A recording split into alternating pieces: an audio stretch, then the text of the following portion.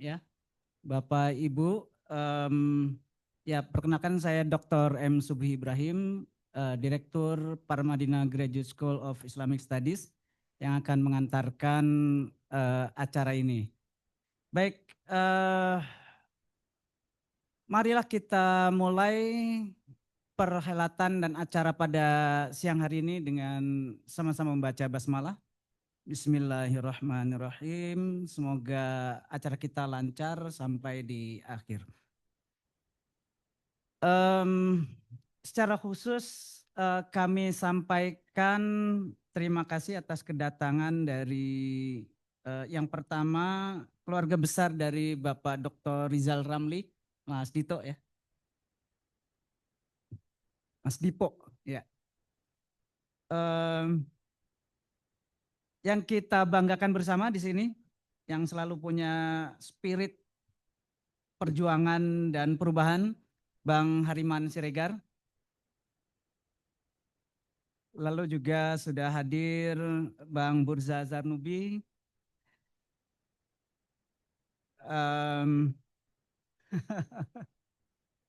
Ibu Henry Safarini, ya Bu, ya selamat datang. Kemudian Mas Adi Masardi, Mas Adi, dan uh, yang lain mungkin tidak bisa saya sebutkan. Oh ya, ya, ya, ya, uh, ya rekan-rekan dari Bang Rizal Ramli mungkin ya. Di sini saya malah nggak mencatat nih satu-satu ya, mohon maaf.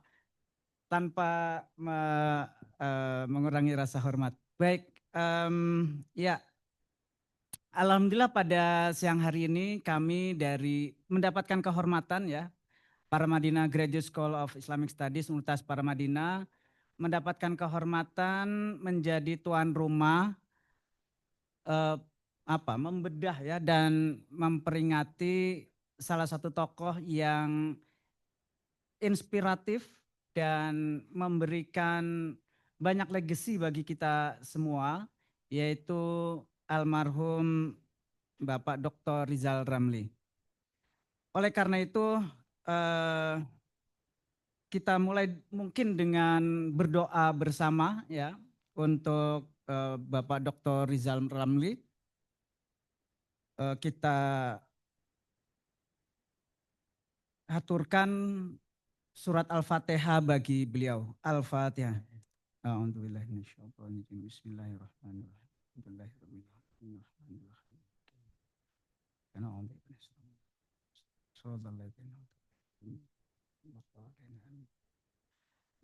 alhamdulillah kita akan menyusuri acara ini. Nanti acara pokoknya di sini sudah banyak yang nanti akan memberikan kesaksian dan juga memetik hikmah dari kehidupan seorang Rizal Ramli. Bapak, Ibu, rekan-rekan sekalian, seperti telah kami katakan tadi, ini adalah satu kehormatan bagi para Madinah ya pastinya. Para Madinah ini didirikan oleh Profesor Dr. Nurholis Majid atau Cak Nur yang memberikan kepada kami ini nilai-nilai yang harus kami pelihara, yaitu nilai keislaman, keindonesiaan, dan kemodernan. Jadi Cak Nur mempromosikan Islam yang inklusif, yang dia satu tarikan nafas dengan keindonesiaan dan kemodernan. Oleh karena itu Paramadina tidak pernah lepas dari perbincangan dan pergulatan kebangsaan kita. Nah, hari ini pastinya ini merupakan satu momen yang penting juga bagi kami karena ada nilai-nilai kebangsaan yang sangat dijunjung sekali oleh Bang Rizal Ramli. Dan ini sangat selaras dengan nilai-nilai keparmadinahan yang telah diwariskan ya di Universitas Paramadina. Yang pastinya banyak sekali warisan pemikiran, ide, dan juga contoh dari keseharian Bapak Dr. Rizal Ramli yang pasti itu akan berikan inspirasi, terutama bagi kami yang masih muda-muda ini, yang kadang umurnya muda tetapi kehilangan semangat mudanya gitu ya. Nah ini saya pikir Bang Hariman dan bapak-bapak ibu sekalian yang nanti hadir di sini, saya pikir itu akan menyuntikkan ya, menyuntikkan semangat semangat untuk setia pada nilai untuk menjaga keindonesiaan kita. Baik, em, selanjutnya saya ingin menyetir sedikit seputar Bapak Dr. Rizal Ramli yang pasti ini adalah tokoh yang salah satu tokoh yang menjadi top of mind dari bangsa kita ya ketika kita bicara tentang bagaimana menyuarakan ide-ide kebangsaan secara terbuka begitu ya. Karena banyak sekali sebenarnya para intelektual di kampus, di ruang-ruang diskusi yang selesai di ruangan saja begitu. Tapi Bang Rizal kemudian menyodorkan ide-idenya itu ke ruang publik dan tidak semua bisa melakukan ini. Dan saya pikir salah satu jasa terbesar dari Bang Rizal Ramli adalah ini karena konteksnya para Madinah agak-agak keislaman ya Bapak Ibu, itu menggugurkan salah satu eh, kewajiban kifayah kita gitu. Jadi fardu kifayah dalam Al-Qur'an disebutkan wal takum minkum ummatu yad'una ilal khair wa ya'muruna bil ma'ruf wa yanhauna 'anil munkar. Jadi selayaknya kata Allah itu harus ada sebagian dari kalian. Jadi sebagian enggak semua memang. Sebagian dari kalian yang menyuarakan kebaikan, amar ma'ruf dan nahi mungkar. Dan persis itu yang dilakukan oleh Bapak Dr. Rizal Ramli yang artinya itu menggugurkan kewajiban kifayah, kewajiban kolektif kita. Dan itu menjadi prasyarat bagi kehidupan masyarakat, kehidupan peradaban, yaitu bahwa di satu masyarakat itu harus ada penyeimbang. Penguasa nggak boleh berjalan sendirian, harus ada penyeimbang sehingga kemudian masyarakat itu menjadi harmoni dan terjaga betul-betul mengimplementasikan nilai-nilai dalam konteks Indonesiaan, janji-janji kemerdekaan itu bukan hanya tertulis tetapi juga terwujud dalam kehidupan sehari-hari. Insya Allah, amin ya robbal alamin. Uh, Sekedar pengantar Bapak Ibu sekalian, selanjutnya untuk acara akan dikawal langsung oleh Mas Dipo ya. Akan dikawal langsung oleh Mas Dipo. Sekali lagi selamat berdiskusi, selamat mendapatkan inspirasi pada acara ini. Bila ada hal-hal kekurangan dari kami mohon maaf. Semoga kita semua terjaga untuk setia pada nilai-nilai kebangsaan yang selalu kita coba wujudkan dalam keseharian kita. Amin ya rabbal alamin. Terima kasih. Assalamualaikum warahmatullahi wabarakatuh. Silakan Mas Dipo.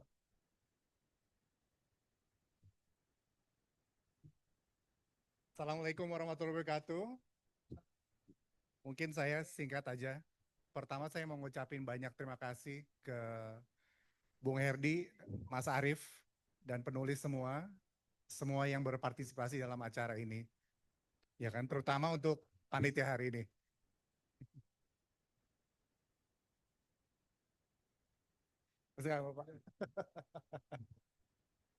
Iya, mungkin saya singkat aja. Jadi buat kami sekeluarga, Rizal Ramli itu pahlawan, idola, dan benar-benar teladan buat kita semua. Seorang yatim piatu, seorang aktivis yang dipenjara di zaman Soeharto, seorang intelektual yang berpikir jernih, dan seorang teknokrat yang selalu berjuang dan selalu konsisten. Ketika kita anak-anak masih kecil, saya sama kakak saya, kita suka nanya, ini Bapak ngapain sih ngurusin ini? Ngapain sih ngurusin itu? Ngapain sih berantem di sini? Ngapain berantem di situ? Ini semua diajak berantem kayaknya sama Bapak. Kok doyan banget nih orang berantem? Udah hampir ketangkep lagi berapa kali. Iya kan? Ini orang benar-benar gila gitu pas kita kecil. Tapi seiring dengan waktu kita mulai ngerti bahwa Bapak benar-benar mengajarkan kita bahwa keberanian bukan berarti tidak takut, tetapi tetap bergerak meski takut. Bapak mengajarkan kita bahwa kritik bukan pengkhianatan, kritik adalah bentuk cinta tertinggi kepada bangsa. Karena hanya mereka yang benar, dia bilang, karena hanya mereka yang benar-benar peduli berkata, kita bisa lebih baik, rakyat bisa lebih baik. Buat kita, anak-anak, Bapak nggak sempurna. Tapi jujur, Bapak tidak pernah mengkhianati rakyat. Dan Bapak berani. Buat kita sekeluarga, tidak ada orang yang lebih berani daripada Rizal Ramli. Ketika baru nikah, saya dan istri saya sekeluarga makan sama kakak saya. Saya pas itu baru dapat promosi kerjaan di bank. Iya kan, kakak saya juga baru dapat sesuatu, istri saya mau wisuda.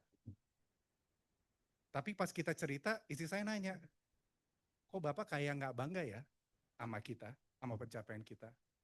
Ya kan, setelah dia cerita, akhirnya kita tanya gitu. Bapak bilang, tidak penting seberapa tinggi pencapaianmu. Sukses itu adalah ketika pekerjaanmu dan waktumu bisa memberikan manfaat bagi banyak orang.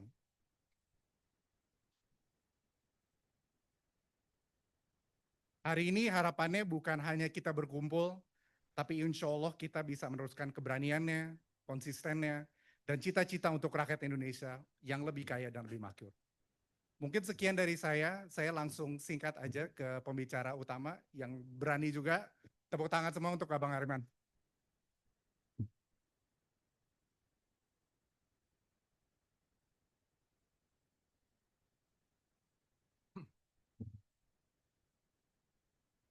Assalamualaikum warahmatullahi wabarakatuh. Jadi,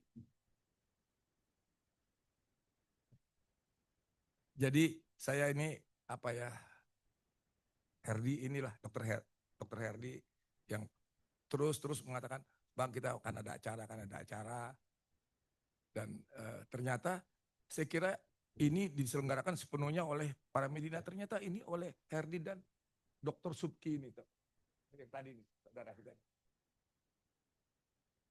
Jadi kagum juga saya gitu loh. Jadi karena begini, saat sekarang ini hampir semua kegiatan-kegiatan itu jarang saya lihat dilakukan dari bawah oleh orang, dari kita untuk kita, oleh kita gitu loh. Jadi selalu ada sponsor, ada ini, ada itu gitu loh. Dan biasanya kalau siapa yang bisa dapat sponsor gede, oh dikagumi, wah ini hebat gitu loh. Kalau saya justru lihat yang ini baru ini hebat gitu loh. Jadi saya senang betul saya dengar cerita tadi. Dan karena ini mengenai saudara kita Rizal Ramli, saya juga tidak surprise lihat ada Hilal, ada Ramses, dan yang lain mana anak itu Belensi, Yusman sakit ya kan, Heri belum pulang, sama Indro susah dia karena anaknya ditangkap. Udah pulang Heri ya.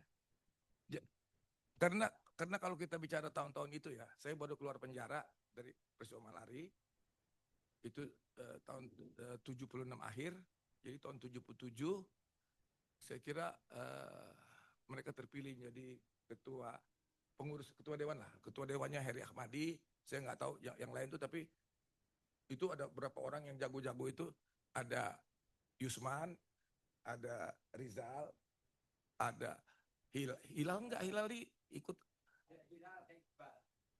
Iqbal sama Hilal ini agak miring-miring sedikit nih waktu itu gue lihat. Jadi mungkin turunan Arifin Panigoro waktu itu almarhum nih mereka nih ikut-ikut dagang. Tapi nggak tahu sih, mungkin saya salah. Tapi Ramses ya udah itulah yang bolak-balik nanti ada yang seniornya Fuad Afdal sama Komarudin. Itu yang saya kira yang Dul Sandre itu kepala intelnya itu. Jadi mereka satu hari datang, itu saya baru keluar penjara 78 itu saya mau jadi dokter, mereka bilang, "Bang, kita mau abang datang memperingati 15 Januari 78 di ITB."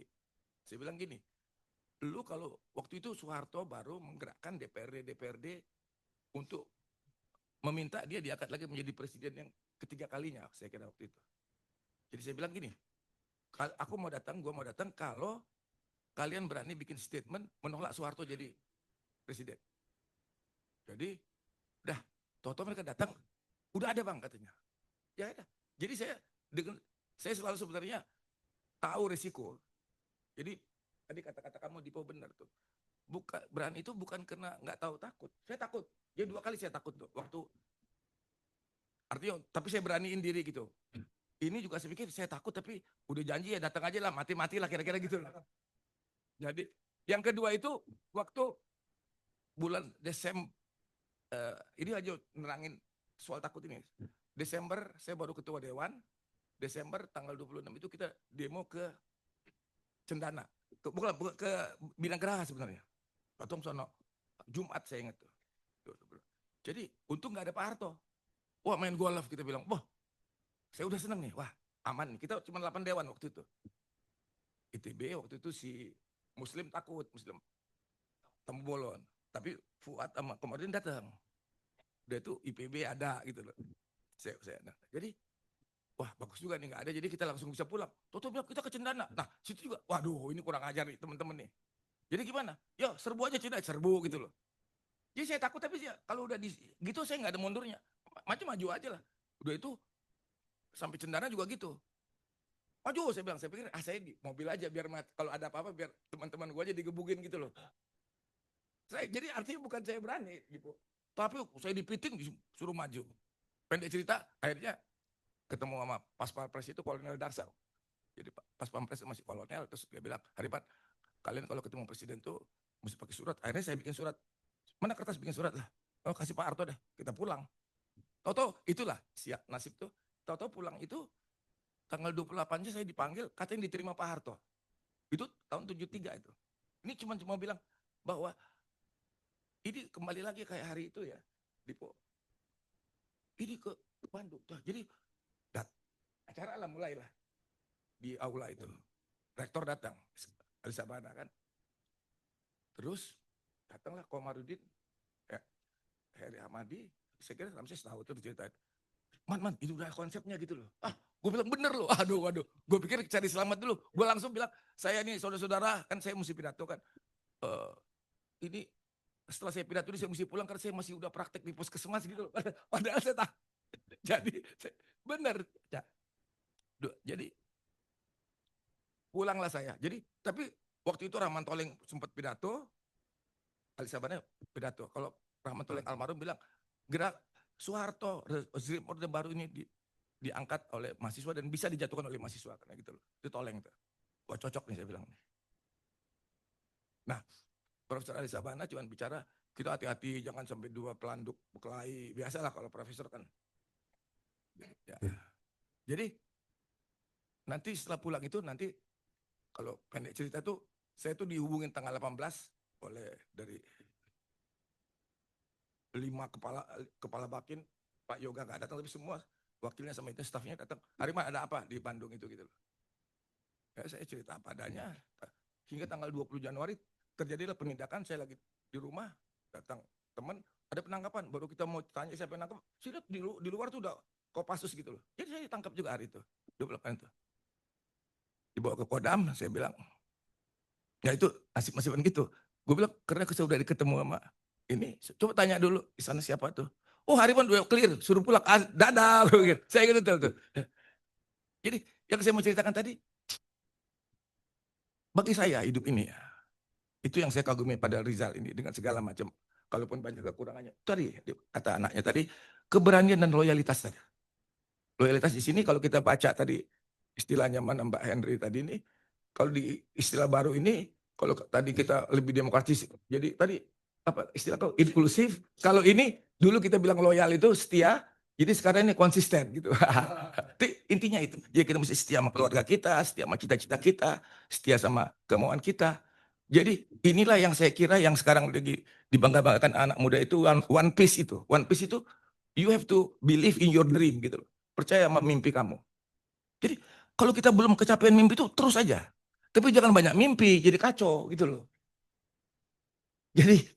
Jadi kalau saya itu, makanya saya bilang, saya mimpi saya itu jadi dokter. Nggak pas sampai sekarang, dokter yang benar itu nggak kesampaian. Jadi hidup saya ini kacau terus. Karena belum sampai mimpi saya. Saya itu, bayangan saya waktu saya pilih dokter itu, saya diterima di ITB loh 3 hari. Ini di Mampang masih Andi nih. Saksi hidup. Wah, Andi, cambuk. Tartor, tartor. Dan waktu itu Cina-Cina kita di skor setahun sama mereka nih, gila. Jadi saya pikir jadi dokter rimbu, jadi apa. Tapi ternyata ya sampai sekarang jadi dokter tapi nggak pernah praktek, itu susahnya. Jadi kalau saya ketemu teman saya, lu hebat lu. Dia bilang lu yang hebat man. Enggak, gua lu yang hebat gitu loh. Karena mereka praktek bener gitu.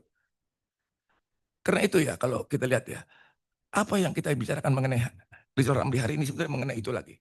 Mengingatkan kembali kepada anak-anak muda bahwa kamu mesti punya mimpi. Kalau sekarang anak muda sekarang mimpinya jelek.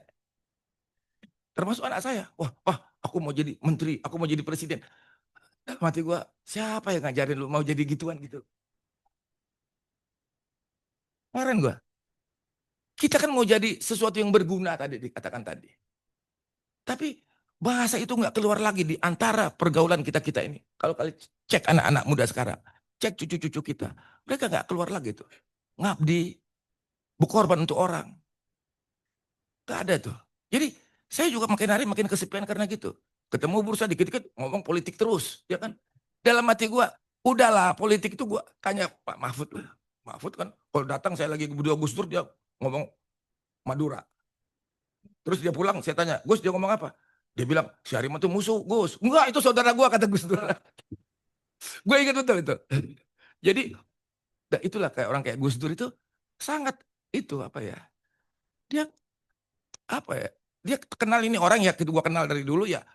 Kita di mana pisah enggak apa-apa. Jadi yang saya sebenarnya pendek ini saya cerita panjang ini hanya untuk ceritakan hilang nih tadi the dream anak muda ini. Jadi kalau sekarang nih ketemu orang, wah, gua mau jadi tadi udah ada yang bilang Purbaya ini bisa jadi wakil presiden. Tanya dulu dia, ini jangan-jangan dia nggak mau jadi gitu. Saya kenal Purbaya gitu loh. Tapi ini kita selalu tekan for granted.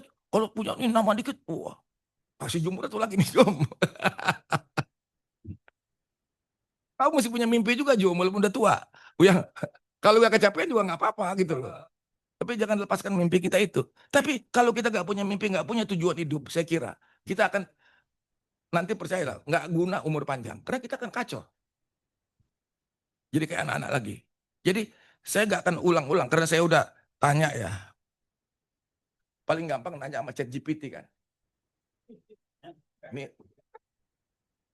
jadi kalau dia bilang hari ini kita tidak hanya mengenang seorang ekonom, tapi juga seorang intelektual publik yang berani menyuarakan kebenaran. Bahkan ketika soal itu menghadapi badai. Jadi konsisten dia bilang. Jadi Rizal bukan hanya pemilik ekonomi, beliau adalah cermin keberadaan moral, kepada idealisme mahasiswa dan nasionalisme yang kreatif. Jadi apalagi kan? Itu latar belakangnya. Ekonomi tanpa keberpihakan hanya angka di penderitaan rakyat gitu loh. Dan ini sebenarnya adalah kita diadili oleh ini gitu loh. Waktu kita diadili oleh Malari itu adalah ada petisi 24 Oktober. Kenapa 24 Oktober? Karena lebarannya 28 Oktober. Jadi kita nggak bisa bikin acaranya tanggal 28 waktu tahun 73 itu. Jadi bikin 24 Oktober. Makanya sial kali. Kalau bisa dibacakan pada tanggal 28 nggak masuk penjara gua gitu, menang kali gitu. Nah, jadi 24 Oktober di situ kita bilang pembangunan itu tidak hanya mengejar pertumbuhan semata-mata. Sekarang diulang-ulang yang kejadian udah hampir 50 tahun lalu. Pertumbuhan itu mengejar mengurangi kemiskinan, pemerataan, keadilan. Itu petisi 24 Oktober itu sebenarnya. Tapi kalau kita ingat itu udah kayak apa Quran lama tadi itu. Apa udah orang nggak ingat. Sekarang ada inklusif, ada apa, ada so. Kalau kalian sekarang juga kan kita lihat karena saya nggak ngerti. Yang menurut saya gini, yang saya bilang tadi tidak punya mimpi tadi termasuk juga jangan-jangan presiden kita ini punya mimpi gitu loh. Mimpinya jadi presiden, udah jadi presiden. Nah, ini juga soal lain lagi jadinya gitu loh. Kita ngadepi karena dialah yang gerakan kita semua gitu loh. Dialah panutan. Jadi saya pernah tanya Pak Ali Yafi almarhum, Pak Ali Yafi, gimana sih? Pak Ali Yafi bilang kalau Hariman mesti ada satu orang Kalau contoh gampangnya dia bilang siapa? Jadi kok lupa gua. Presiden Iran yang baik. Ahmadinejad. Dia itu nggak berbuat apa-apa, tapi dia menunjukkan tadi dia orang baik, dia orang sederhana. Jadi rakyatnya itu dingin gitu loh. Ya udah presiden kita orang baik, orang sederhana, kita kerja aja gitu loh. Kalau sekarang kita jadi semua komentarin gitu. Wah, gimana gimana. Ijazahnya pun diusut terus sekarang. Nah, Indra, ini bos kita juga Indra nih. Ini juga komandan-komandan perangnya. Jadi saya kira saya nggak perpanjang-panjang kita. Jadi bagi saya, kalau kita bicara Rizal Ramli ini, beliau tuh, Bapak itu almarhum udah apa ya, punya cita-cita yang walaupun dia kecapean dia kejar gitu loh. Dia percaya itu. Jadi saya kalau ketemu saya selalu dia bilang, oh dia selalu senang bener ngomongin, oh SBY beginilah, semua presiden gak bener di mata Rizal, cocok sama saya gitu. Ya, cocok sama saya itu, cocok. Gak ada yang benar, yang gak ada yang benar lah, cocok dia. Jadi kalau kata siapa yang benar, paling yang benar satu Gus Dur. Nah ini si Hilal ini suka, ini juga suka, ini juga Gus katanya.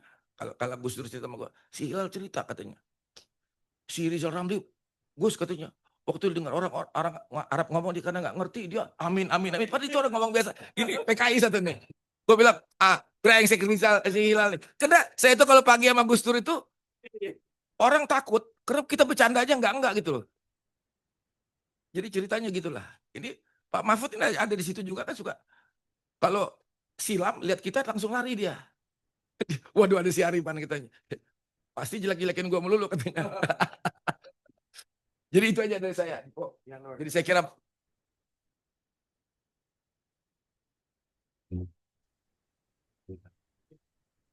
Ya. Luar biasa Bang Ariman. Mungkin di antara pembicara saya baca sedikit quote dari almarhum Rizal Ramli, beberapa yang dia tulis atau dia quote di Twitter. Ini di dialog kebangsaan di 2016, dia bilang kita butuh nasionalisme kreatif, bukan nasionalisme romantis atau historis. Nasionalisme yang produktif untuk menjadikan Indonesia bangsa pemenang di dunia. Mungkin selanjutnya yang juga sangat nasionalis, kita undang Prof. Mahfud untuk berbicara, silakan Pak.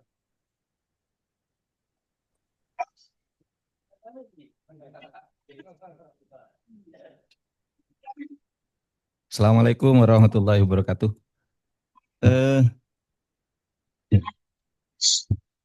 Mas Hariman yang paling senior, paling senior menurut saya kalau aktivis. Kemudian para hadirin sekalian ada Mas Hilal dan sana Pak Hatta, ada Mas Adi dan yang lain-lain semuanya. Karena banyak sekali itu yang terdaftar bicara, saya kira singkat saja ini testimoni. Saya kenal Mas Rizal itu kalau namanya sebenarnya udah lama. Seperti halnya saya kenal nama Mas Hariman itu sejak pelajar malahan saya sudah kenal nama ini. Mas Rizal sejak saya masuk perguruan tinggi, aktivis 78, Mas Rizal itu saya baru masuk saja ke perguruan tinggi lalu kenal beberapa nama gitu. Nah sekarang ini kalau kita lihat perjalanan hidup Mas Rizal Ramli, rasanya kita kehilangan sumber energi yang bisa mendorong kita untuk terus menjaga Indonesia ini menuju arahnya yang tepat. Karena selama saya kenal Mas Rizal itu semangatnya tidak pernah turun untuk selalu menjaga Indonesia, menjaga kejujuran, menjaga kelurusan para pemimpin gitu. Beliau orang yang menurut saya paling berani, tidak pernah takut gitu. Nah mungkin saya sama dengan Mas Rizal, tidak pernah takut kepada siapapun. Tetapi lelah juga. Gitu. Lelahnya itu sekarang itu orang tidak ditakuti, semakin tidak peduli. Coba sekarang ini ada tadi Mas Indro Cahyono gitu, katanya tidak hadir di sini karena apa? Menurut, ada. Nah, selamat Mas, saya kenal juga udah lama Mas. Mas Indro Cahyono ketika zaman awal-awal pemerintahan Gus Dur bersama Mas Hilal dulu. Jadi saya dengar putranya nih terus diproses pengadilan karena demo dan itu tidak diumumkan ke publik ya, tidak ada yang tahu. Dulu itu polisi itu kalau memproses orang tuh selalu terbuka akses untuk diberitakan. Sekarang diproses secara diam-diam sehingga protes-protes gitu itu akan bisa sulit muncul. Dan kalau ada Mas Rizal yang seperti ini nih pasti berteriak dia. Masa ada proses pengadilan begitu. Sama kasus pagar laut coba. Ini yang rame sejak bulan Agustus sampai beberapa bulan kemudian itu kan kata jaksa ini korupsi, kata polisi bukan, terus bolak-balik gitu. Tidak ada kabarnya, sekarang tiba-tiba sudah diadili di Banten, Pengadilan Negeri Banten. Kita tidak ada yang tahu, tiba-tiba ada berita pengadilan kasus pagar laut di Banten. Tersangkanya cuma 4 orang kecil, 1 Arsin, Lurah Kohot, padahal penjarahan laut ini mencapai 16 desa. Sedangkan dia hanya 1 kepala desa. Masa yang tersangka 1 meliputi 6 kecamatan. Lalu sekretaris desa ditambah orang yang dianggap mafia tanah kecil-kecilan gitu. Nah itu kita tidak dengar. Sehingga semua yang rame-rame dulu seakan-akan bisa hilang dengan cara itu. Mahasiswa sekarang sudah tidak seperti zaman Mas Rizal Ramli, zaman kita dulu ya. Bisa berorganisasi dengan bebas, nyatakan pendapat dengan bebas. Sekarang dipecah. Kalau ada satu yang kritis dibuat tandingan agar bertengkar di antara mereka sendiri. Sekarang ini kalau ada gerakan-gerakan besar itu tidak melalui rencana-rencana rapat-rapat kayak dulu. Sekarang ini organik saja sebenarnya.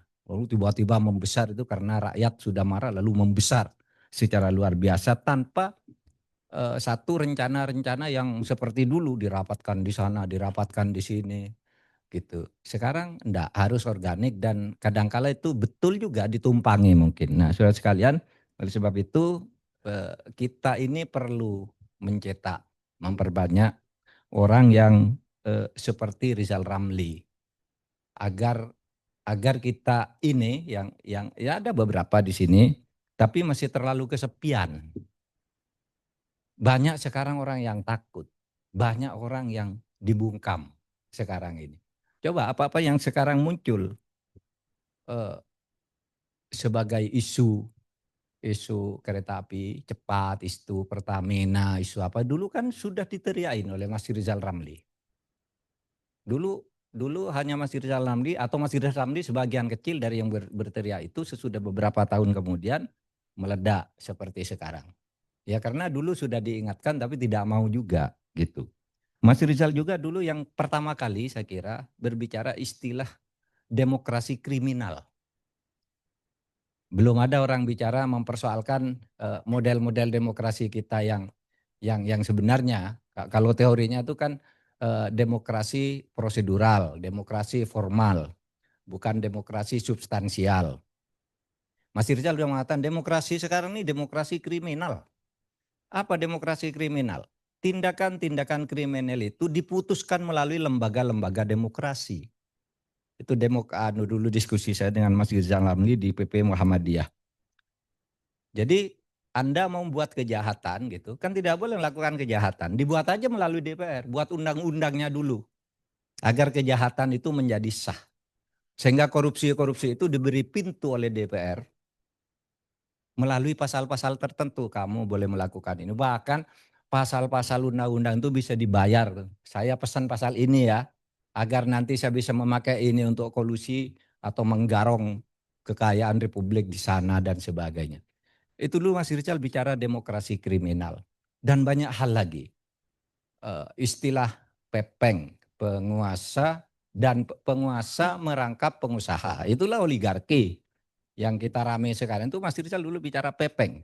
Negara ini diatur oleh pepeng, makanya tidak pernah beres. Siapa tuh pepeng? Penguasa yang merangkap pengusaha. Tidak pernah beres. Dan Mas Rizal juga yang berani berteriak ketika ada di dalam pemerintahan. tentang apa yang terjadi di tubuh pemerintahan itu sendiri.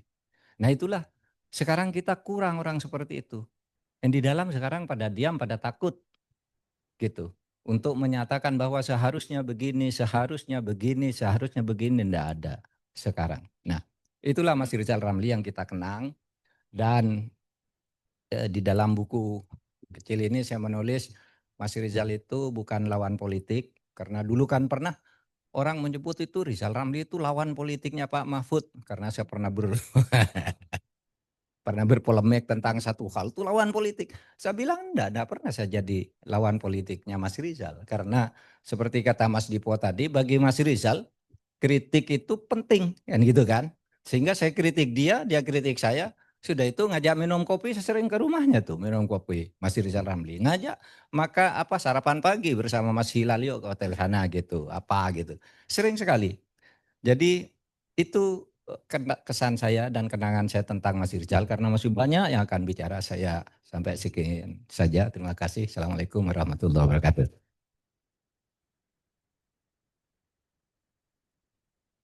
Terima kasih Prof. Mahfud. Bener banget Bapak itu tidak baperan sih ketika berantem sama Prof. Mahfud. Mungkin dengan teman-teman yang lain, pasti teman dekat pasti pernah berantem. Justru kalau pernah berantem itu artinya dekat Bang.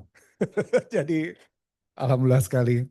Mungkin satu quote lagi dari Bapak. Kita harus ubah demokrasi kriminal. Kita harus ubah demokrasi kriminal menjadi demokrasi yang bersih dan amanah. Oligarki yang punya uang tidak boleh menentukan masa depan bangsa. Mungkin untuk selanjutnya saya kasih ke Bupati Lahat yang juga aktivis, Bapak Bursa Zarnubi, silakan Pak.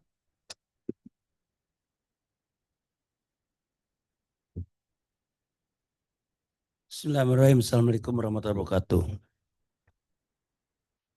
Saya mau cerita sisi lain dari yang diceritakan Bang Ariman, Pak Mahfud. Saya ini generasi yang beruntung, Pak. Kenapa beruntung? Sahabat saya berlapis-lapis. Forum Humanika waktu yang saya bentuk tahun 89 itu berhasil menghimpun semua tokoh. Dari tokoh 45, 66, 70, 80 sampai sekarang. Tapi urus saja berubah namanya PGK yang sekarang. Jadi saya kenal semua tokoh-tokoh, tapi Bang Hatta itu. Sering ketemu di rumah Bang Ali Sadikin. Di petisi. Akibatnya saya ikut Kongres HMI di Padang, keluar Tempo, Bursa ini anggota petisi 50 katanya. Suara ambruk tahun 90 waktu itu. Tapi nggak apa-apa. Itu tadi kan bagian dari kita berjuang.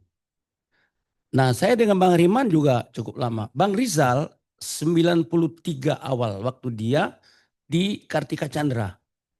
Itu ada Ariman, ada Laksamana, Ekonit bertambah. Kemudian saya masih ingat sekretarisnya Adinda Una waktu itu. Belum Dini waktu itu. Saya panggil Pona masih saudara teman saya di orang Lampung. Jadi saya kenal dekat sama Bang Rizal. Saya sering diskusi sana dan sering juga diskusi di Humanika Dunda. Nah Humanika itu ya isinya ya Bang Ariman, Bang Hilal jawab, Bang Hilal udah jadi orang loh. Ini Bang Sayuti Asatri, ini Pak Indro Cahyono, Eri Ahmadi, Bang Kedobos itu. Ini pemberontak semua. Tapi udah ya ada yang sadar sekarang. Nah, saya dan Bang Rizal lama sekali. Nah, memang saya banyak kenal juga pikir-pikiran ekonomi dia yang cocok sama saya. Ya. Pertama, kalau dia sudah ngomong keadilan tuh rasanya keluar, menggebu-gebu. Saya juga. Karena yang belum selesai kita ini ya, soal keadilan Pak Mahfud ya. Saya jadi bupati, saya menduduki kelapa sawit yang enggak ada HGU 30 tahun. Pak. Saya mengatakan inilah semerawutnya negeri ini. Ada 30 tahun kebun kelapa sawit ribuan hektar enggak punya HGU. Habis HGU-nya kan, saya bilang ini untuk negara. Kamu silakan dudukin soal kampanye saya tanggung jawab hidup dan mati. Ada aparat masuk aja. Kita hadapin. Saya ingin jadi bupati kayak gitu Pak, mati nanti.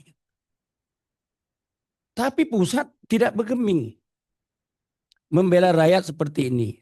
Akibat 30 tahun Pak Mahfud ya, kemiskinan di mana-mana, tanahnya dirampas oleh sewenang para konglomerasi. Nah, saya melihat dari pengalaman saya sebagai aktivis, saya ini banyak guru, Bang Hariman, Bang Rizal, termasuk Ciil, ya kadang-kadang on off dengan Bang Ciil nih. Raman Toleng, waktu Raman Toleng itu sering betul saya ketemu sama Raman Toleng. Apa Jumhur lagi. Kita bertemu di Humanika, Raman Toleng, Indro Cahyono dan sebagainya. Nah jadi saya paling beruntung dari orang-orang yang generasi yang lain. Saya ketemu Pak Sumitro Bang di Humanika Bang, Jenderal Sumitro. Saya ketemu Ali Sadikin. Ketemu angkat 66, ada Eki, ada Bang Fahmi dan seterusnya. 70 Bang Arima lah komandannya. Ada Bang Rizal tahun 77, sahabat-sahabat Rizal Ramli, Heri Amadi, Indro.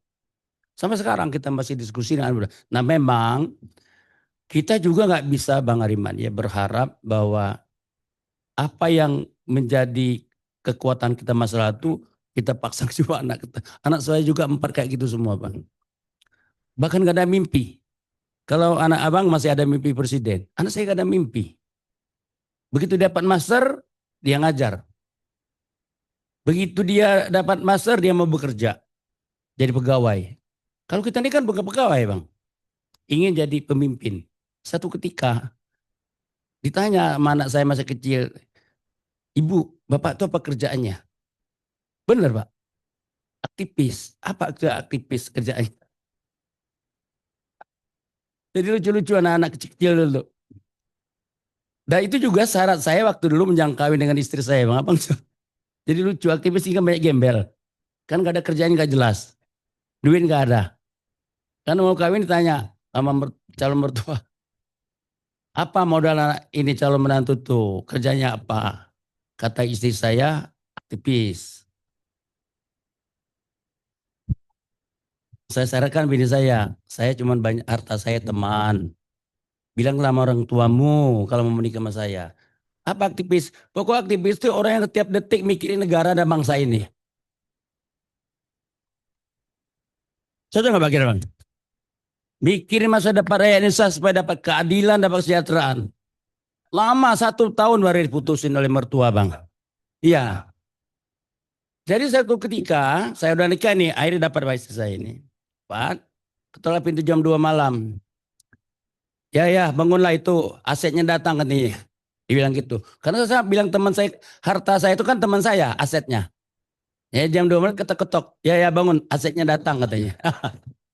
Itulah aktivis. Bang Hariman, Bang Rizal, Pak Mahfud, aktivis Pak Mahfud nih. Nah cuman gini, kelebihan Bang Rizal hebat. Dia dapat doktor. Aku Bang Hariman sih aku ini gini aja. Dia dokter nggak praktek. Aku ini nggak jelas ilmu aku. Belajar dari Bang Rizal dapat dikit aku ngoceh. Dapat Bang Riman ngoceh keberanian Bang Riman lah. Ketemu Indro ngompor-ngompor melulu. Itu aja. Bang Hatta juga ilmu-ilmu tentang Undang-Undang Dasar 45. Ini filsafatnya Sayuti Asatri. Jadi itulah ilmu saya. Jadi saya menggabungkan ketemu Jumhur mulai ngompor-ngompor lagi. Jadi banyak. Nah, jadi menurut saya singkat saja. Saya ingin ide semangat Bang Rizal ini turun di anak-anak muda, ya terutama jangan tidak kuliah seperti kami. Kuliah yang seluas-luasnya, sedalam-dalamnya. Bila perlu sampai doktornya 3, doktor, dan profesor. Nah, sudahlah. Nah, itu tugas Mas Indro lah ya. Nah, mudah-mudahan anak-anak muda sini yang di sekitar 20-30 dapat mengambil hikmah dan memetik perjuangan Bang Rizal, juga Bang Riman tadi. Saya itu banyak kagum sama orang, Bang Riman, Bang Rizal, saya pengagum saya semua itu. Saya yang kagumi. Ibu Endri Sapri ini setiap diskusi pasti saya undang. Ekonit Indep. Yang oposisi saya undang dulu Bang. Selalu itu. Enggak oposisi enggak pernah saya undang. Karena kalau enggak oposisi menurut saya enggak membuat saya pintar.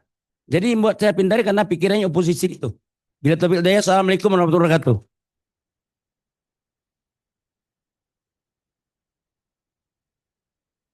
Luar biasa sekali nih Abang. Jadi semangat kita. Moga-moga bupati-bupati tempat lain juga bisa seperti Abang ya. Semangat untuk berjuang rakyatnya.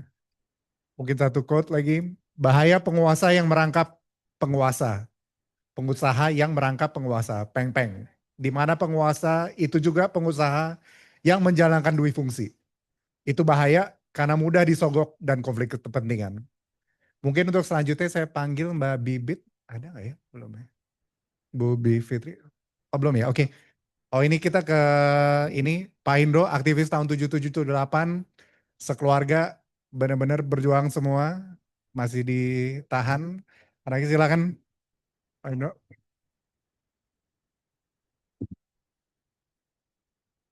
Belum ketemu. Terima kasih. Ini waktunya untuk mengenang Rizal Ramli. Jadi tokoh yang saya kira kita nggak bisa lupakan ya. Ketika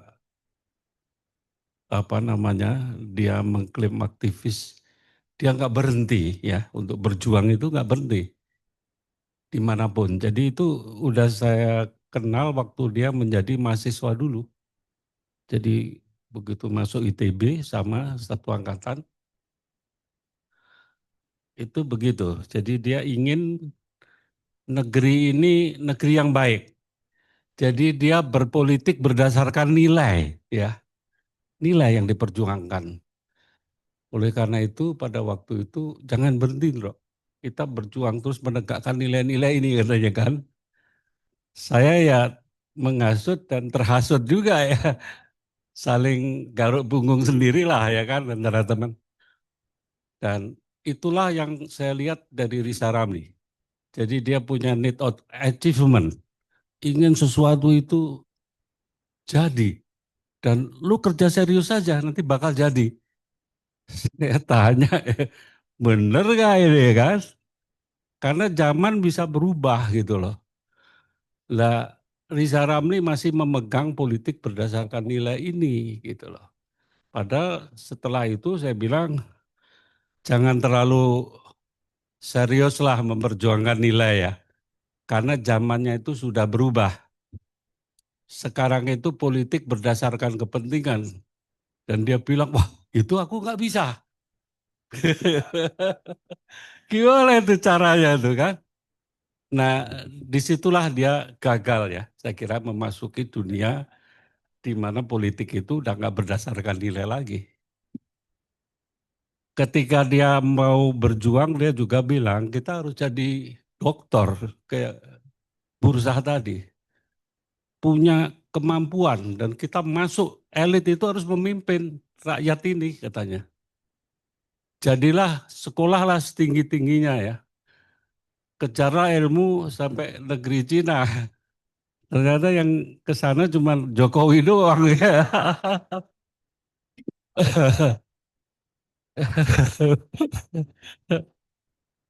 Sila. Akhirnya mangkrak kan sekarang kereta api Cina itu.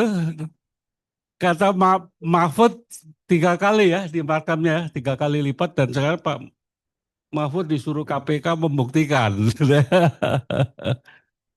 Nah, itulah Riza Ramli. Jadi oleh karena itu bukunya banyak ya, masih ada ya. Bukunya sangat banyak, apa-apa dilihat dari buku. Saya bilang, janganlah sekarang nggak pakai buku ini. Ijazah aja dibuat di pramuka ya. Ya kan? Bisa di pramuka itu mau ijazah Harvard bisa. Udah ada arsipnya semua gitu. Jadi sebenarnya itu kita ngapain sih belajar tinggi-tinggi ya? Dan nyatanya ya, orang yang berhasil itu nggak sekolah tinggi-tinggi amat kayak Aguan itu ya. Apa Aguan ya? Jadi itulah ya perubahan itu yang tidak dikenal oleh Riza Ramli. Jadi dia udah sekolah tinggi-tinggi pada waktu itu S2, selalu kalau mau berangkat itu ketemu saya dulu. Saya ngelanjutin S2 ya. Kamu teman-teman yang lain berjuang di Indonesia. Saya ke luar negeri biar saya bisa masuk berjuang dari dalam katanya. Saya tunggu kapan ke dalamnya ya. Ternyata nembus ke dalam itu juga sulit ya. Sulit. Udah ke dalam diajak rapat kabinet ya, Riza Ramli, kerjaannya marahin JK aja dia itu. Menteri yang lain dimarahin tuh kalau ratas itu katanya. Aduh, gua udah lega, gua maki-maki gitu ya. Padahal pada waktu itu zamannya SBY itu pernah terjadi ya. Orangnya JK ya dulu ya. Orangnya SBY telepon saya. Ndro, Mas Indro, ini nanti Pak JK mau telepon Riza Ramli. Dan dia mau ngajak jadi Menteri Perindustrian pada waktu itu. Nanti lu bilang, apa ya, kamu bilang terima aja gitu ya. Saya telepon Riza Ramli 2:30 malam tuh. Jal, nanti sebentar lagi JK telepon lu, kalau dia minta jadi menteri lu iyain aja, lu mau. Oh maaf, baru aja gua tolak katanya. Lu kok nggak lu kasih gua?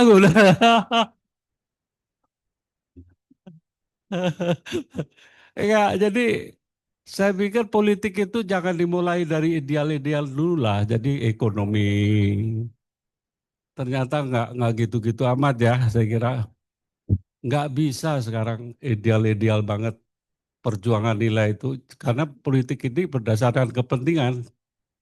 Saya belajarnya dari Bang Hariman ini. Nilai boleh-boleh aja ya ditaruh di kepala kita. Tapi kalau udah berjuang, udah mau masuk berpolitik, itu tinggalkan nilai dulu sebentar. Baru nanti masuk lagi gitu ya. Kalau bisa ya. Jadi berat ini perjuangan kita tuh berat. Zamannya udah berubah. Emang pegang buku ilmu pengetahuan gitu bisa. Jadi sebenarnya itu orang pinter itu udah banyak. Ilmunya itu udah ada di artificial intelligence ya. Jadi tinggal kita gimana kita memanfaatkan peluang-peluang ini ya. Terserahlah bagaimana akrobatnya ya. Kalau yang Jawa ya bolehlah berendam-rendam dulu ya. Sampai ya masuk angin lah kalau paling berendam. Belum tentu dapat jabatan gitu loh. Ini yang terjadi di Indonesia ya, ini kufadis kita ya. Ketika kita berharap bahwa orang-orang pinter itu apa namanya bisa dapat jabatan, ini nggak lulus SD aja bisa jadi wapres.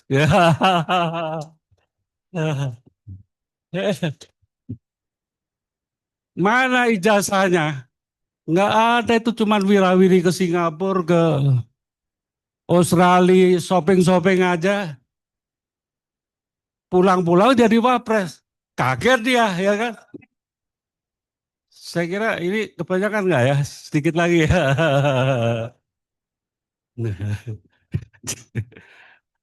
Jadi ijazah Jokowi itu harus kita gugat terus ya.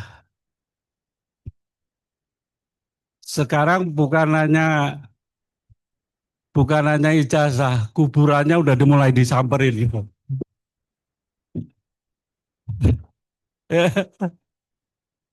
Belum ada bunkernya ini dipersoalkan Bitor ya.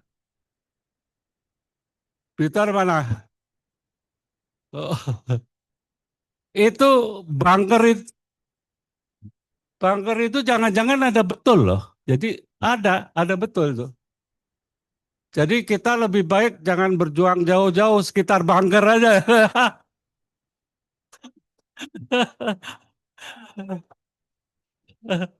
Kita jaga bunkernya aja nih ya.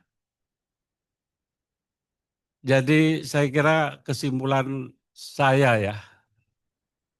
Jadi negara ini memang nggak ada aturannya ya.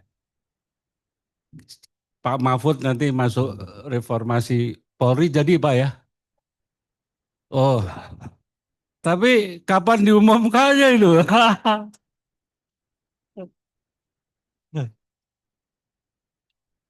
Senin ya, insya Allah ya. Nah sekarang gini ya, sekarang yang parah lagi ini ya, TPGF baru dicari ya, dalang kerusuhannya itu siapa. Baru dibentuk dan katanya Desember mau diumumkan. Tapi ngapain nangkep orang banyak-banyak begitu? Ribuan orang sekarang di penjara ya, 1.000. Dalangnya belum ketemu, ditangkap dulu siapa aja ditangkap. Dalangnya belum diketahuan. Nah ini yang kena ya kebetulan ya mantu saya sebenarnya yang kena ya. Yang ditangkap lagi kerja baik-baik di Bali, di Ciduk ya kan. Sampai sekarang nggak tahu mau diapain. Tadi saya telat karena hadir di demo pra peradilan, ada demo kecil ya, minta dibebaskan karena tersangka itu nggak pakai surat. 2 alat bukti cukup nggak ditemukan. Yang ada itu tahanan itu terus dipanggil aja disidik terus. Iya, disidik terus. Terus udah dapat dimajuin kejaksaan ditolak. Disidik lagi. Jadi ini negara apa ini? Nggak ada ya penegakan hukum ini. Jadi saya bayangin ini kalau Nepal terjadi di Indonesia gimana ya? Perlu nggak dinepalkan ini?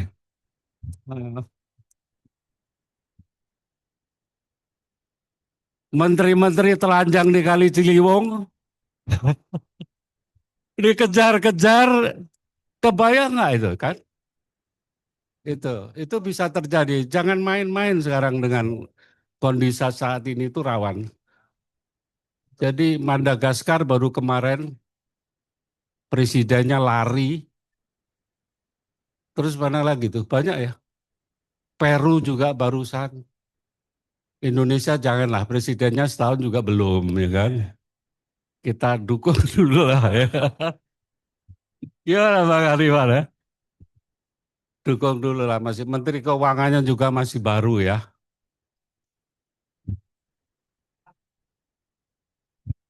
Cuman nih si asam sulfat nih ya masalahnya.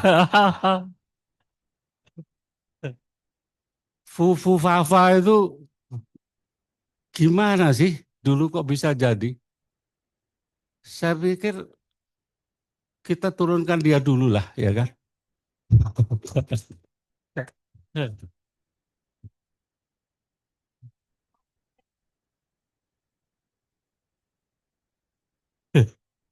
Loh kan memang nggak memenuhi syarat kan? Nggak memenuhi syarat.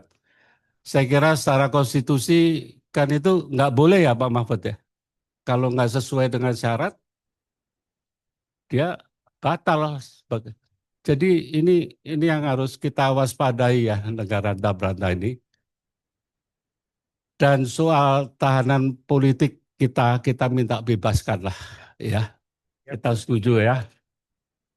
1.000 orang ditangkap percuma, dalangnya belum tahu udah ditangkap. Ya, saya kira itu ya dukungannya dan juga mohon maaf ijazah Jokowi juga harus terus diusut ya. Ya, terima kasih atas kesempatannya. Ya.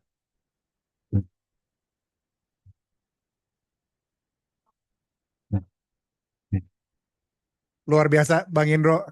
Iya, mohon benar juga buat kita doakan semua aktivis, teman-teman yang lagi ditahan. Saya tahu betul banyak yang punya keluarga di sini. Ada berapa kayak Mbak Laras dari Bu Mary, Del Pedro, dan yang semua lainnya. Kita doakan semua bisa lepas segera ya mereka. Amin. Ya, mungkin untuk selanjutnya tadi Bang Indo ini yang baik sekali poin-poinnya. Jadi dulu Bung Rizal pernah bilang, kaum terdidik punya tanggung jawab pada masyarakat di bawah. Kaum terdidik harus mengerahkan kemampuan dan pengetahuan untuk kemaslahatan rakyat sebagai bentuk rasa cinta dan tanggung jawab. Mungkin untuk selanjutnya saya serahkan ada Bung Rocky Gerung. Oh ya Bang Jumro boleh duluan, silakan Bang. Di mana? Silakan Bang.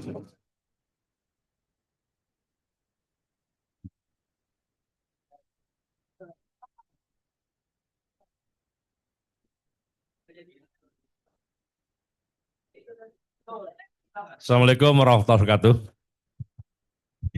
Jadi waktu Saya diborgol sama temennya Pak Mahfud 2020. Dan saya lihat video Bang Rizal marah-marah di TV One. Ini Kapolri lah kira-kira gitu ya. Ini anak-anak di borgol ini nggak bakal kapok mereka itu. Saya tahu lah aktif, nggak akan kapok. Ngapain di borgol-borgol seperti itu? Nah, kata Bang Rizal seperti itu. Dan itu sangat menyentuh bahwa Bang Rizal tuh luar biasa, berani dan juga bertanggung jawab. Tidak hanya itu, dia ngirim ini pengacara yang terkenal tuh. Akhirnya ya ada kerjasama lah seperti itu. Jadi saya terharu sekali dan saya tahun 92 ketika keluar dari penjara, ya, penjara Orde Baru 89 sampai 92, 3 tahun. Keluar pas Bang Rizal baru pulang juga dari luar negeri ya. Masuk ke waktu itu namanya Econit Advisory Group ya, Econit. Kita ketemu dan ya udah kita melihat Bang Rizal pasti senior. Pasti Bang Hilal dan teman-teman pasti senior. Kalau Bang Hariman itu legend. Jadi itu di atas segalanya. Waktu kita di penjara denger nama Bang Hariman, denger itu waktu itu 80-an. Jadi alhamdulillah sekarang bisa ketemu dan dapat briefing langsung dari mereka di hasut-hasut.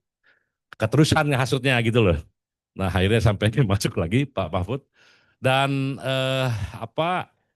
saya sepakat ya karena yang sekarang 1.000 orang ditangkap-tangkap ini, saya yakin sumir itu. Saya yakin sumir. Kayak saya aja sumir Pak Mahfud. Jadi saya tuh lucu. Saya diadili sama undang-undang, kemudian dalam proses MA, undang-undang ini dibatalkan. Iya, jadi saya ini statusnya nggak jelas. Apa namanya itu ya? Jadi waktu lagi ke MA karena yang penghasutan berbuat onar itu loh, ayat 14, 15, ayat 1 itu ya.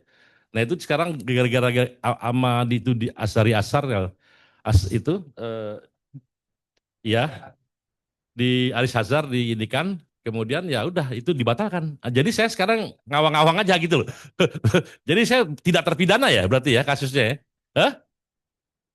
Ya enggak. Pokoknya belum ada putusan dari pengadilan itu Mahkamah Agung belum. Nah, kalau yang lain udah ya Saganda sudah menjalankan ya kan. Anton Purwana sudah menjalankan. Karena udah inkrah. Nah, kalau saya lagi proses Mahkamah Agung tiba-tiba itu dibatalkan. Nah, jadi ya kira-kira begitu. Jadi saya masih bersih lah kira-kira. Jadi kalau kotor nggak peduli gue ya kan. Ya.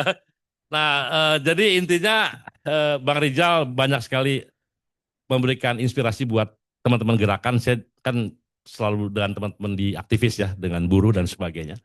Dan termasuk Undang-Undang Cipta Kerja kita, dan itu terbukti Bang Rizal bilang nggak ada kapoknya. Begitu saya keluar dari penjara, saya diminta memimpin SPSI.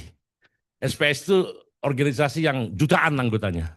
Jadi kalau Bapak naik mobil Toyota, Honda, Moto, Yamaha, Daihatsu, ngerokok, Jarum, Sampurna, apa semua, itu yang bikin anggota SPSI. Jutaan jumlahnya. Saya mimpin itu sekarang. Dan sekarang setelah keluar dari penjara betul, saya lebih galak dari yang sebelum-sebelumnya. Tapi nggak berani nangkep. Gitu Pak. Karena sekarang saya tangkap yuk, ayo gitu loh kira-kira gitu. Saya pimpin sampai jam 12 malam saya mimpin demo. Dan Bang Rizal, saya membuat cerita, Bang Rizal pidato di depan banyak sekali manusia tentang Undang-Undang Cipta Kerja. Dan karena itu buat saya luar biasa lah Bang Rizal, dan saya berbangga bisa bersama dengan beliau, dengan teman-teman semua, Bang Hariman dan lain-lain, dan mudah-mudahan panji-panji perjuangan untuk rakyat jelata, keadilan kita terus panggul. Terima kasih. Billahi fisabilillah. Assalamualaikum warahmatullahi wabarakatuh.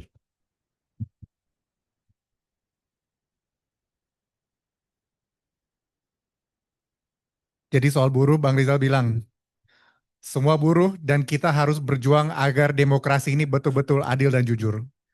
Jangan sampai kedaulatan rakyat itu dicolong. Jangan sampai demokrasi dikhianati. Pemerintah yang curang dan yang tidak demokratis pasti tidak akan bermanfaat untuk buruh. Ya. Mungkin untuk selanjutnya kita ke Dr. Indra Iskandar. Oh nggak jadi gitu. Oke. Mungkin Bang Denny. Oh iya, mungkin kita tutup dengan Bang Heri ini. Kita tutup, tolong tepuk tangan dulu nih Bang Heri benar-benar ngatur semuanya. Kita benar-benar bersyukur semua. Silakan Bang.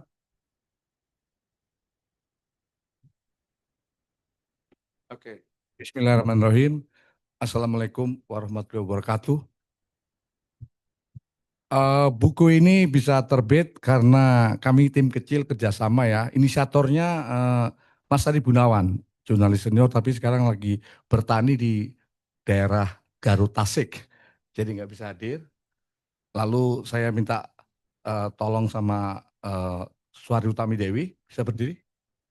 Yang menjadi editor buku ini. Kemudian bersama Saudara Isti Nugroho, kemudian juga Bung Indra Iskandar, dan juga Bung Isti ngontak Denjia, bagaimana supaya buku ini terwujud dan dilonceng di Paramadina.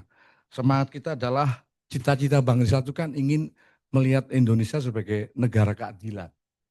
Karena yang hilang dari kepala para elit, para penguasa oligarki dan semua itu kan keadilan itu nggak ada di dalam mimpi mereka. Yang ada akumulasi kapital, yang ada bagaimana meningkatkan kekayaan kelompok-kelompok elit dan kelompok-kelompok peng-peng tadi kan. Tidak ada cita-cita untuk mewujudkan keadilan sosial bagi seluruh rakyat Indonesia. Dan saya sejak saya mengenal Bang Hariman itu ketika saya kelas 4 SD, saya membaca koran di rumah komandan kodim saya, anaknya Agus, teman saya sekelas, dia ketua kelas saya, dia bilang, jadi ke rumah nih, ini Bapak saya langganan Kompas nih, halaman 1, nih tokoh gerakan mahasiswa Malari, Hariman Siregar. Waktu itu saya di sekolah Katolik SD Maria Purworejo, saya nggak nyangka kelak Bang Hariman dan Mbak Nuri akan mengurus saya, sampai saya bisa ketemu Anda semua di sini. Ya, saya berkenal dengan Bang Rizal Ramli juga cukup lama, karena saya kan dulu setelah lulus saya menjadi wartawan. Ya, nah sebagai jurnalis saya melihat cita-cita para demonstran ini, baik itu Bang Hariman Siregar dan kawan-kawan, Bang Rizal Ramli dan kawan-kawan, itu dalam pikiran saya negara keadilan, negara yang memanusiakan manusia Indonesia, yang sampai hari ini menurut Bang Rizal Ramli 70-80% masih hidup dalam kemiskinan. Ya, tapi menurut laporan Biro Pusat Statistik kan kemiskinan menurun. Tapi kalau Bank Dunia jelas 60% lebih rakyat kita melarat, rakyat kita miskin. Nah, di dalam perkembangannya saya ketemu teman-teman semua ini ya, ada Bang Hariman, Bang Rizal Ramli, ada Mas Heri Amadi, almarhum Mas Hadi Sasono, Cak Nur, ya kan, Mas Damro Harjo, ya, Bang Fakri Ali, ada Bang Sayuti, Bang Muswin Dalan, Bang Bursa Sanubi. Tapi dari dulu Bung Jumur apalagi, Saganda, kemudian Amarsah, Pak Jul Rahman, kami semua dulu bertemu dalam suatu tarian nafas, ingin demokrasi, keadilan, kemanusiaan, dan kebebasan. Sampai hari ini cita-cita itu makin jauh dicapai karena yang berkuasa masih memikirkan pertumbuhan. Nah, buku ini kita hadirkan untuk mengingatkan kembali bahwa kita masih punya mimpi mewujudkan negara keadilan, ya, negara yang adil dalam ampunan dan kasih sayang Tuhan Yang Maha Esa. Baldatun Toyibatun Warubun Ghafur. Nah, saya tidak akan banyak bicara, tapi intinya saya ingin mengucapkan terima kasih yang sebesar-besarnya kepada seluruh hadirin, kepada Bapak, Ibu, dan Anda semua yang telah hadir dalam acara ini. Dan kami dari Universitas Paramadina atas nama Rektorat Profesor Didi Rahbini, kami mohon maaf apabila dalam penyelenggaraan ini banyak kekurangannya atau kelemahannya ya.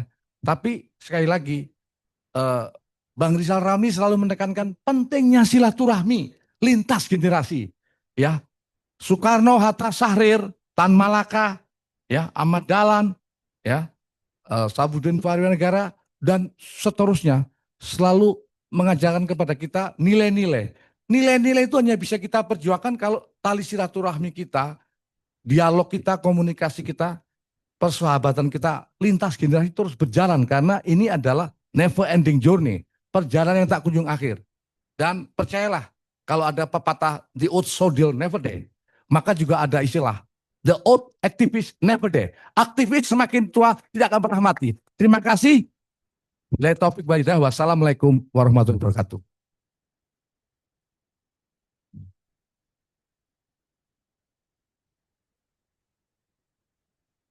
Kita tutup aja ya. Mungkin kita boleh, iya. Mungkin kalau saya boleh tutup terakhir aja. Jadi almarhum Reza Ramli suka bilang, the best way to predict the future is to create it. Cara paling baik untuk memprediksi masa depan adalah menciptakannya. Pas itu berapa tahun lalu, saya sedang ada kesulitan, dan Bapak juga lagi ada kesulitan, kalau nggak salah itu pas mau ditangkap SBY, pas waktu itu. Iya kan, kita lagi di taksi, berdua aja. Iya kan, dia bilang, udah Pok, nggak usah pusing, hadepin aja. Kalau namanya sial tuh, dilewatin aja, nanti lama-lama habis. Kalau ada batu, lu pukul aja, nanti lama-lama pecah. Jadi saya tutup harapannya semua, dipukul aja batunya, lama-lama pecah. Assalamualaikum warahmatullahi wabarakatuh. Oh ya, foto bersama mungkin pembicara.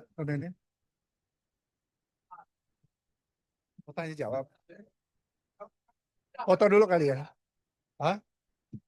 Lepas aja, bukan press. Ya, foto aja silakan. Iya ya. Silakan mungkin foto dulu kita sudahi.